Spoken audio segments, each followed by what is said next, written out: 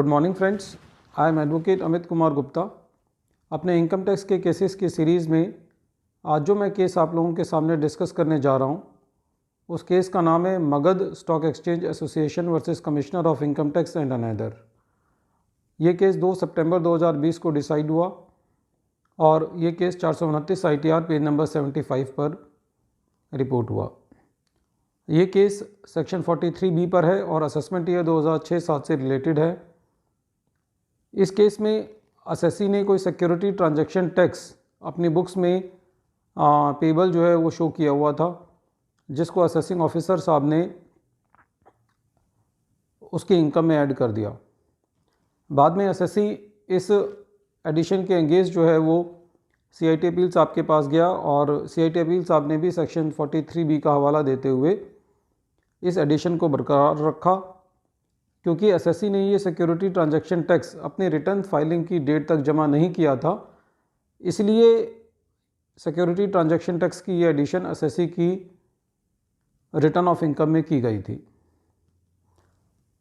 कायदे से एसएससी को इसके अगेंस्ट ITAT जाना चाहिए था, लेकिन एसएससी ने असेसिंग ऑफिसर के ऑर्डर के अगेंस्ट और CIT अपील के ऑर्डर के अगेंस्ट जो है वो हाई कोर्ट में रिट पिटीशन लगाई और इस केस में पटना हाई कोर्ट ने रिट पिटीशन जो है वो एडमिट भी कर ली।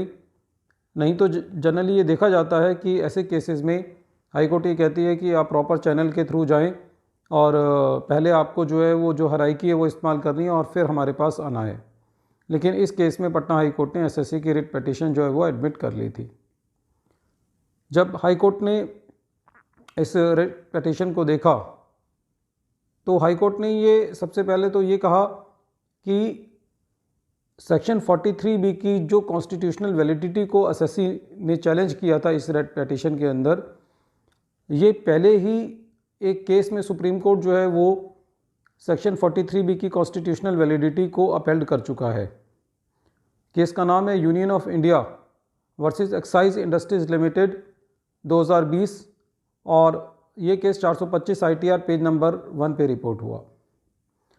तो जिस मैटर के लिए एसएससी जो है वो इस रिट पिटीशन में गया था वो पहले ही सुप्रीम कोर्ट तक ट्रैवल कर चुकी थी और सुप्रीम कोर्ट ने ये कह दिया था कि सेक्शन 43B जो है वो वैलिड है, उसके अंदर कुछ भी अल्ट्रा वायरस नहीं है।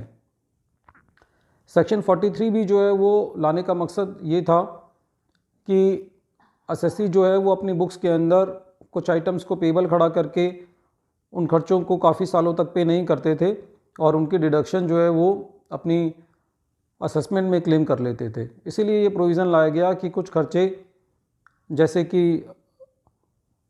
इंटरेस्ट ऑन बैंकिंग लोन हो गया, बोनस हो गया, प्रोविडेंट फंड हो गया, यदि वो एक ड्यू डेट तक रिटर्न फाइलिंग की नहीं पे किए जाते हैं तो सेक्शन 43B में उन आइटम्स का एडिशन कर दिया जाता है और जिन सालों में पे होता है उस साल जो है वो एसएससी उनकी डिडक्शन क्लेम कर सकता है। इस केस में जो एसएससी था उसने सेक्शन 43B की कॉन्स्टिट्यूशनल वैलिडिटी को चैलेंज किया था, जिसको पटना हाई कोर्ट ने सिरे से खारिज कर दिया और ये कहा कि now this matter is no more res integra. कहने का मतलब कि ये मैटर अब पहले ही डिसाइड हो चुका है और अब जो है वो इस मैटर पे पटना हाई कोर्ट के पास और कुछ कहने के लिए नहीं है और पटना हाई कोर्ट ने डिपार्टमेंट के फेवर में जो है वो ये रिट पिटीशन जो है वो उसका फैसला सुनाया और सेक्शन 43B की एडिशन को अपहेल्ड रखा।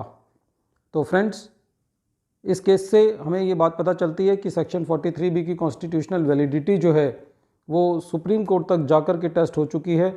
इसलिए हमको सेक्शन 43B की कॉन्स्टिट्यूशनल वैलिडिटी को अब चैलेंज नहीं करना, अपने केसेस में खाली मेरिट पे केसेस को लड़ना है ताकि जो है वो हमको एट द एंड जो है वो हमको हार का सामना ना करना पड़े।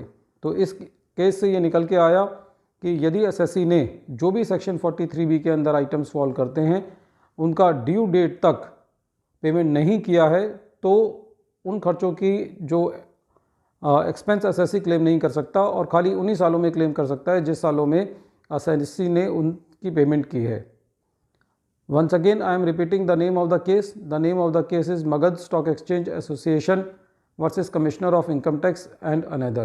and this case has been reported in 429 ITR at page number 75. Thank you friends. Thank you.